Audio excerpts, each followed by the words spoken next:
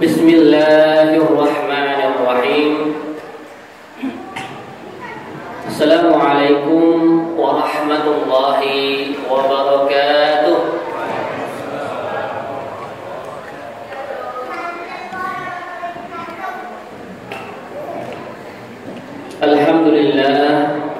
Alhamdulillahi hamdan katsiran tayyiban mubarakan fihi kama yuhibbu rabbuna wa yarda.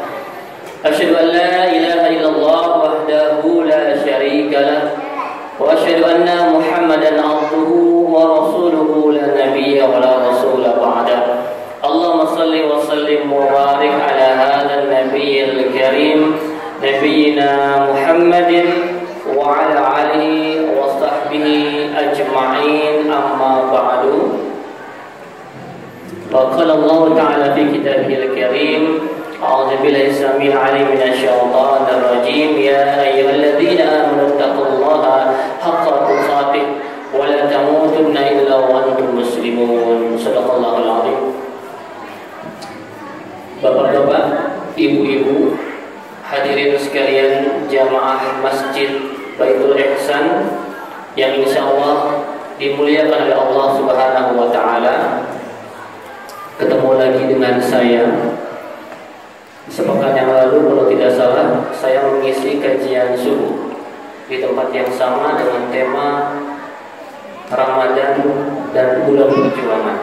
Hari ini Ramadan dan pembinaan keluarga. Sudah berkeluarga semua? Ada yang jomblo di sini? Kalau yang jomblo dipersilahkan keluar, karena ini bukan materi buat antum. Enggak ya, bercanda ya. Anggap saja ini materi pranikah, gitu ya. Materi pranikah.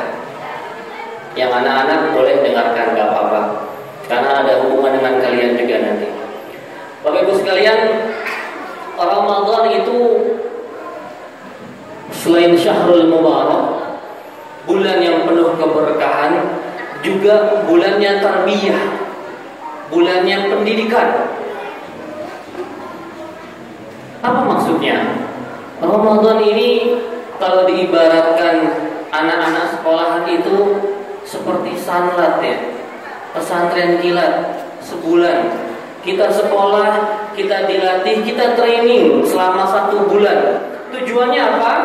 Agar kita bisa mengaplikasikan apa yang kita dapat di sekolah Ramadan ini di 11 bulan setelahnya.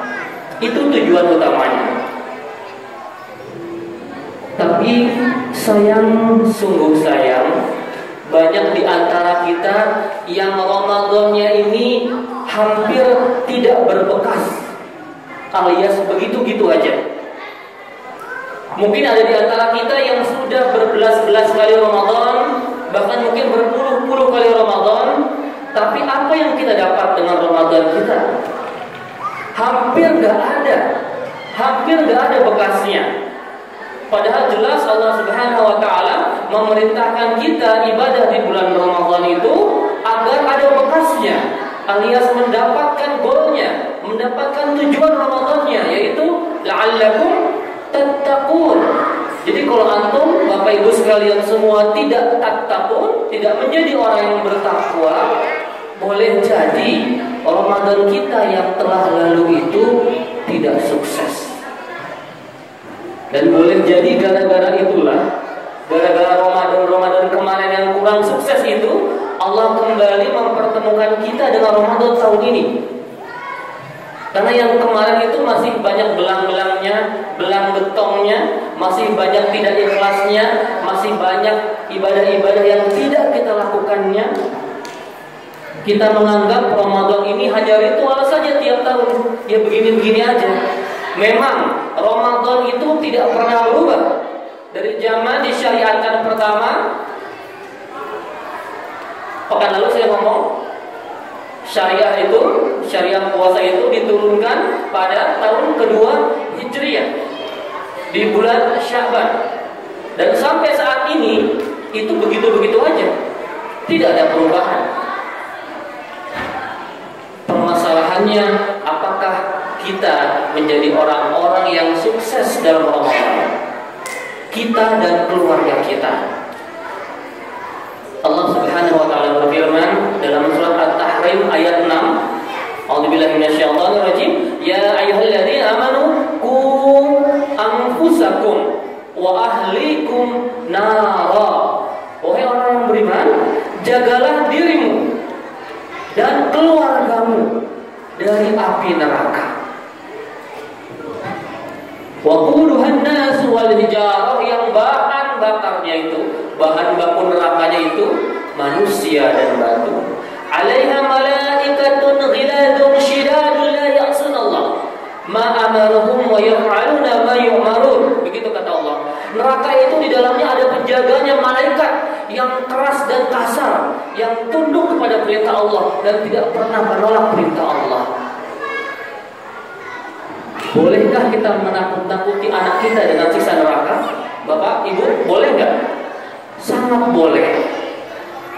Bukan menakut-nakuti, kita menceritakan tentang dahsyatnya azab neraka, siksa neraka, dan indahnya surga, itu boleh.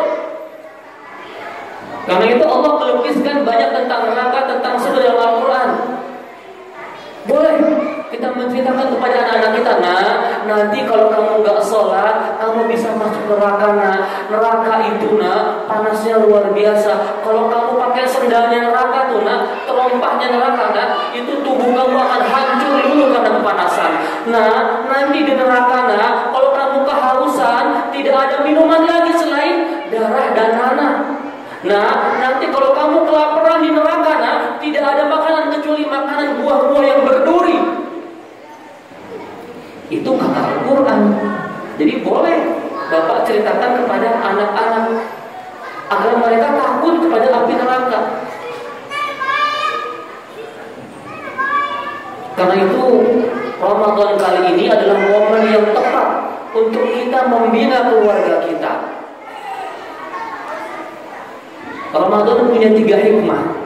Yang pertama adalah hikmah jasadiyah.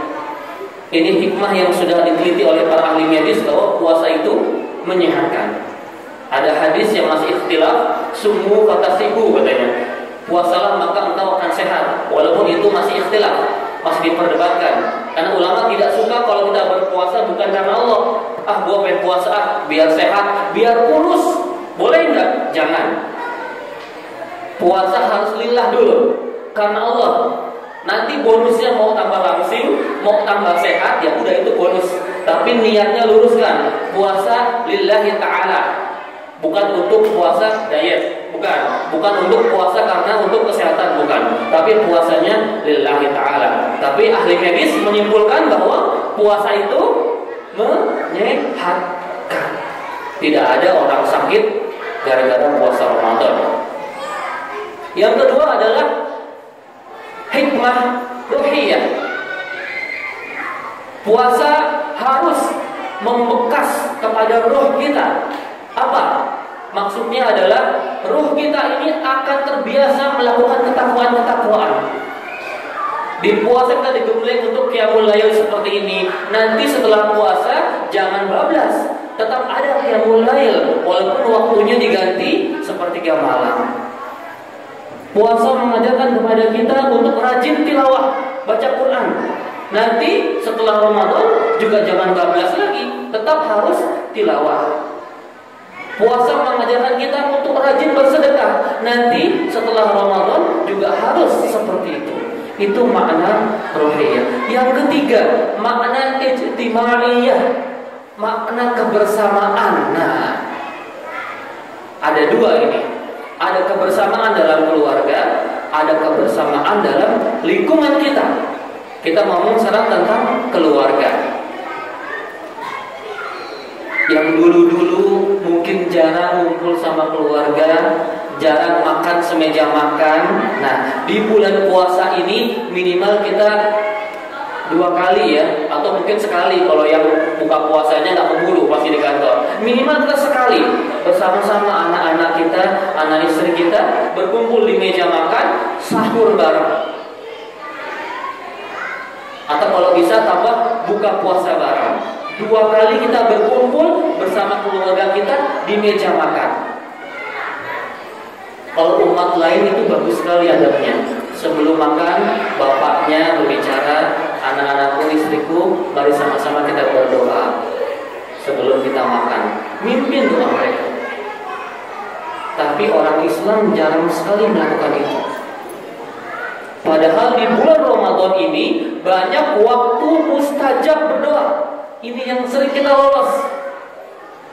Musuh-musuh Islam tahu bahwa Ramadan ini tempatnya orang-orang berdoa. Karena itu di waktu-waktu mustajab dikasih tayangan-tayangan TV yang menggoda. Pertama, waktu mustajab berdoa adalah sebelum subuh. Kita sunnahnya mengakhirkan sahur ya. Jadi mungkin jam 4 ya. Jam 4 kita sahur, 15 menit cukup. 4.15 hingga menjelang subuh setengah 5 itu waktunya mustajab untuk berdoa. Berdoa, bukan nonton lawak di TV. Ya, berdoa itu mustajab. Pimpin semua keluarga berdoa di waktu mustajab. Selanjutnya berdoa pada sore hari sebelum berbuka puasa. Setengah 6 sampai jam 6 kurang itu waktu mustajab berdoa. Pimpin kembali kalau di rumah. Pimpin kembali anak dan istri untuk bersama-sama kumpul sebelum menyantap hidangan buka puasa. Kembali lagi, jangan nonton TV. Jangan setel lawak lagi, karena TV itu paling bisa acaranya lawak terus ya, setiap menjelang subuh dan menjelang buka puasa. Matikan televisinya. Di situ waktu mustajab berdoa. Pimpin sama Bapak. Itu pendidikan pertama. Ijtimaiyah, kita hikmahnya ngumpul bersama-sama, ngobrol. Nah, hari ini bagaimana ibadah puasa kamu? Nah, bagaimana sholat kamu? Nah, sampai di mana hafalan kamu? Ya, itu kewajiban bapak, kewajiban ibu. Saya seringkali bilang sama orang tua murid di sekolah saya bilang begini, pendidikan itu bukan tanggung jawab sekolah. Pendidikan anak itu bukan tanggung jawab bapak ibu guru, tapi tanggung jawab bapak ibu di rumah nomor 1. Karena kami bapak ibu guru tidak akan dimintakan pertanggungjawaban sama Allah. Yang dimintakan pertanggungjawaban adalah orang tuanya. Jadi kalau bapak ibu nyekolahin anak, blok taruh, nanti diambil lagi pada waktu pulang. Bukan itu tujuan pendidikan. Pendidikan anak adalah tanggung jawab full kita. Namun karena kita ada keterbatasan waktu, boleh dibagi dengan pihak sekolah. Namun tetap utamanya adalah tugas bapak ibu sekalian. Bapak ibu bayangkan, kalau punya anak usia TK atau usia 3 tahun, 4 tahun, diserahkan ke TPA, ke preschool. Di sekolah mereka diajarkan bagaimana baca bismillah, baca Fatihah. Dan dengan pengajaran dari guru-gurunya, dia bisa baca bismillah, dia bisa baca Fatihah, dan terus dia amalkan sampai dia meninggal nanti, maka pahalanya akan mengalir ke gurunya. Itu sedekah jariyah. Rugi, kita rugi orang tuanya. Kita yang melahirkan, kita yang merawat, tapi pahalanya mengalir ke gurunya. Karena itu untuk yang basic-basic, yang dasar-dasar, langsung dari lisan orang tuanya jauh lebih utama, jauh lebih afdol. Ajak ke anak kita yang batita atau balita itu Bismillahirrahmanirrahim, Al-Fatihah, gerakan-gerakan sholat. Kalau mereka bisa menerima, bisa mengamalkan sepanjang hayat mereka, itu pahala buat kita, Pak. Buat kita, Bu. Bukan buat gurunya. Ya. Mulai besok jangan lepaskan pendidikan anak kita kepada guru-gurunya semata. Rugi kita. Rasulullah SAW bersabda, "Idza matabnu Adama in qata'a 'amaluhu illa min salasin." Apabila anak Adam, manusia seperti kita ini mati, maka semua amalnya akan hilang, akan lepas. Illa min salasin, kecuali 3 perkara. Jadi kalau kita mati nanti, Pak, semua amal kita hangus, terputus semuanya, kecuali 3 perkara. Apa yang pertama? Shadaqatin jariyah. Shadaqah jariyah itu amal yang gak akan pernah terputus walau kita sudah mati, Pak. Apa contohnya? Gampang sekali.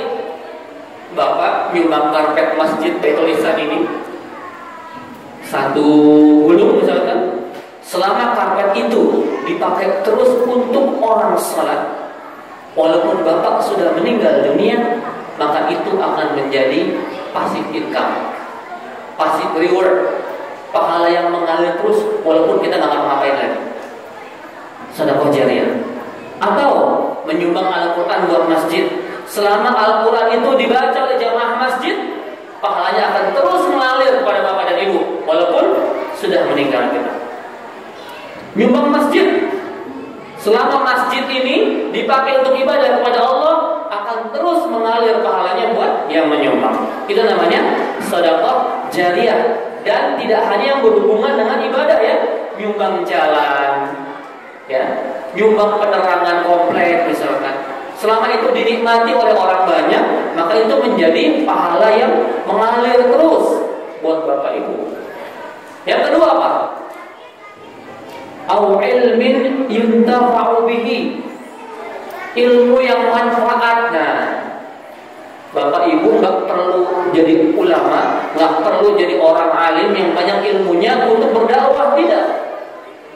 Kata Rasulullah, balighu anni walau ayat, sampaikan walaupun cuma baca bismillah, cuma bisa 1 ayat.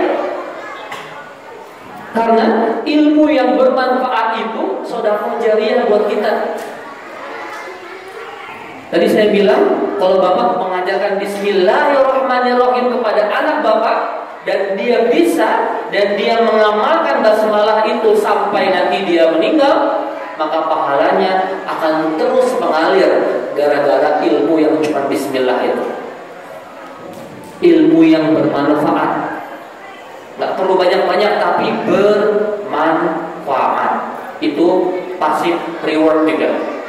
Dan yang ketiga, awaladin salihin yad'u lahu, anak soleh yang mendoakan orang tuanya. Ini juga pasif income, pasif reward buat kita. Nanti kita sudah mati, tidak ada doa yang nyampe kecuali doa anak yang soleh. Doa siapapun, ulama masih ikhtilaf, ada perbedaan pendapat. Katanya kalau berdoa untuk yang sudah meninggal, ada yang bilang sampai, ada yang bilang tidak, sudah jangan dibahas, itu ikhtilaf. Tapi yang pasti sampai adalah doa anak soleh, itu pasti sampai. Sahih hadisnya. Jadi kita rugi kalau nggak punya anak soleh. Kadang-kadang saya miris, banyak orang kaya di Jakarta meninggal sampai ngupahin orang untuk ngajiin si mayit, untuk ngajiin di kuburannya misalkan, atau untuk ngajiin jenazahnya. Anaknya semua nggak ada yang bisa ngaji. Jadi pendidikan agama buat anak kita, Pak Bu, itu number 1, nomor 1. Ilmu-ilmu dunia itu tidak terlalu penting, tapi ilmu agama itu amat sangat penting. Kenapa? Karena itu yang bisa membawa kita ke surga. Anak kita itu 2, kalau tidak bisa membawa kita ke surga, membawa kita ke neraka. Alkisah, pada saat orang tua akan masuk ke dalam surga, ada yang komplain di neraka. Ya Allah, saya komplain. Kenapa kamu? Saya nggak ridho orang tua saya masuk ke surga. Loh, kenapa? Orang tua kamu ini rajin ibadah, rajin sholat, baca Quran, sedekah jariyah, umur haji, semua dilaksanakan. Memang ya Allah, memang orang tua saya orang soleh, tapi mereka egois. Mereka tidak mengajarkan kesolehan kepada anak-anaknya, sehingga kami jadi ahli maksiat, kami tidak taat kepada Engkau, kami tidak ibadah kepada Engkau. Orang tua kami cuek di dunia. Terserah kalian mau ngapain, yang penting saya soleh sendiri. Itu orang tua yang semacam itu bisa tergeret sama anak yang ke neraka. Nauzubillah min dzalik. Hati-hati Bapak Ibu sekalian, anak kita itu bisa jadi investasi yang bagus, juga bisa jadi investasi yang merugikan buat kita kalau salah merawatnya. Jadikan anak-anak kita anak-anak yang soleh dan solehah, karena itu adalah bekal kita. Selama kita nanti sudah di alam kubur, anak-anak kita mendoakan, maka doanya akan terus sampai pada kita orang tuanya. Sampai jam berapa nih? Jam 8. Jam 8 ya, masih ada 10 menit kurang. Bapak Ibu sekalian rahimakumullah, kembali kepada Ramadan. Ramadan ini adalah ibadah yang sangat spesial. Kenapa? Di sini semua ibadah itu berkumpul. Ada puasanya, ada sholatnya, ada tilawahnya, ada sedekahnya, ada umrahnya. Semua jadi satu dalam bulan Ramadan. Dan yang paling spesial, Ramadan itu tidak bisa kita sombongkan, tidak bisa kita ria dengan puasa kita. Saking spesialnya Ramadan, Allah kasih reward khusus, Allah kasih hadiah khusus, bonus khusus buat orang-orang puasa, yaitu pintu surga yang namanya Ar-Rayyan. Bagi orang-orang yang ikhlas puasanya, yang puasanya baik Allah terima, Allah siapkan pintu khusus namanya pintu Ar-Rayyan. Kita nggak perlu berdesak-desakan dengan orang lain. Kita akan masuk ke pintu namanya Ar-Rayyan. Kabar gembiranya buat ibu-ibu, Bu, yang di belakang, Bu. Saya kasih tahu, Bu, kalau laki-laki itu masuk surganya susah, Bu. Kompleks, ribet. Kenapa? Laki-laki harus menyelamatkan dirinya sendiri, yang pertama. Yang kedua, dia menanggung istrinya. Yang ketiga, dia menanggung anak perempuannya. Yang keempat, dia menanggung saudara perempuannya selama belum menikah. Luar biasa, laki-laki kebebanan 3 orang. Istrinya, anak perempuannya, saudara perempuannya. Itu laki-laki, surganya ribet. Perempuan, surganya gampang, simple sekali. Yang pertama apa? Tidak mensekutukan Allah, tidak syirik, tidak musyrik. Yang kedua, ibadah kepada Allah dengan baik. Yang ketiga, taat sama suami. Selesai. Pilih pintu surga yang ibu mau masukin dari mana saja. Asik kan? Gampang. Jadi perempuan tuh enak banget. Ibadah, tidak syirik, taat sama suami. Surganya boleh pilih masuk dari mana aja. Kalau kita ribet, Pak, perempuan gampang. Tapi kenyataannya, nah, ini kabar buruknya nih. Tadi kabar gembira, ini kabar buruknya nih. Kenyataannya di neraka itu banyakkan siapa? Bu, banyakkan siapa, Bu? Kenapa, Bu, banyakkan perempuan? Padahal gampang loh surganya. Pak, kenapa, Pak? Banyakkan perempuan di neraka, Pak? Ya gitu deh. Nah, gitu deh. Jangan ya gitu deh, itu dari ilmiah gitu jawabannya.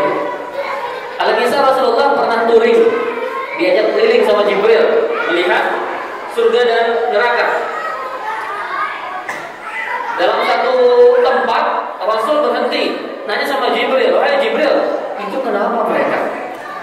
Ada perempuan, kukunya panjang-panjang, terbuat dari tembaga, dan mereka mencakar-cakar tubuhnya sendiri. Kata Rasulullah, "Wahai Jibril, apa yang mereka lakukan?" Muhammad, mereka itu para wanita yang di dunia tidak bisa menjaga aib saudaranya. Mereka yang di dunia mengumbar aib saudaranya. Mereka yang di dunia suka menggibah saudaranya. Bu, hati-hati. Gara-gara lisan, sebagian besar wanita masuk ke dalam neraka jahanam. Na'udzubillahi min dzalik. Karena itu Ramadan juga sekolah buat lisan kita. Lisan kita ini ringan. Kalau berbuat dosa sering gak sadar, tapi banyak amalan kita hangus gara-gara tidak bisa menjaga lisan. Salamatul insan fi hifdzil lisan. Selamatnya manusia karena bisa menjaga lisannya. Karena itu banyakan gak selamat gara-gara lisannya tidak bisa dijaga. Apa? Ghibah. Ghibah itu dosa yang paling ringan, dosa yang gak kerasa, tetapi bahayanya luar biasa dahsyat. Apakah ghibah itu? Rasul pernah berkumpul bersama para jamaah. Rasul bertanya pada jamaah, pada sahabat-sahabatnya, wahai sahabatku, tahukah engkau ghibah itu apa? Kata sahabat, Rasul, Allah dan Rasulnya lebih tahu. Kata Rasulullah, ghibah adalah engkau membicarakan kebenaran. Engkau membicarakan kebenaran yang ada pada saudaramu, tapi saudaramu gak suka dibicarakan. Hati-hati, kita membicarakan kebenaran yang orang lain tidak suka, itu namanya ghibah, walaupun fakta. Walaupun fakta. Apalagi kalau itu beritanya bohong, bukan ghibah lagi namanya, tapi fitnah. Dan dosanya jauh lebih dahsyat, jauh lebih besar. Hati-hati, banyak orang yang amalannya hangus gara-gara tidak bisa menjaga lisannya. Pada saat di yaumil hisab, ya Allah, kenapa amalan saya hilang semua ya Allah? Salat saya gak ada, zakat saya gak ada, tilawatil Quran saya gak ada, umroh saya gak ada, haji saya kok gak ada. Kemana ini ya Allah, kemana? Ternyata ibadah-ibadah kita itu hangus semua, kebaikannya ditransfer kepada orang-orang yang sering kita omongin, yang sering kita zalimi. Itulah golongan orang-orang yang bangkrut namanya. Kita punya amal, tapi amal kita semuanya sia-sia karena dikasih semua sama orang yang sering kita zalimi. Hati-hati, hablum minan nas itu penting. Jangan soleh sendirian, tapi harus soleh sosial. Jaga lisan kita, jaga sikap kita, jangan sampai menyakiti orang lain. Boleh jadi orang lain mendoakan yang jelek buat kita, sehingga amal ibadah kita semua diambil sama orang lain. Alhamdulillah min dzalik. Semoga Ramadan ini menjadikan kita orang-orang yang senantiasa bisa menata lisan kita, orang-orang yang senantiasa bisa menjaga hati kita, dan terutama lagi kita bisa menjaga keluarga kita dari siksa api neraka. Amin ya rabbal alamin. Kurang lebihnya mohon maaf. Setelah ini insyaallah kita akan melaksanakan salat tarawih 11 rakaat. Tadi request dari panitia, katanya ekspres saja ya. Jadi hari ini kita sholatnya semoga pas, tidak terlalu cepat juga tidak terlalu slow, pas ya. Semoga berkenan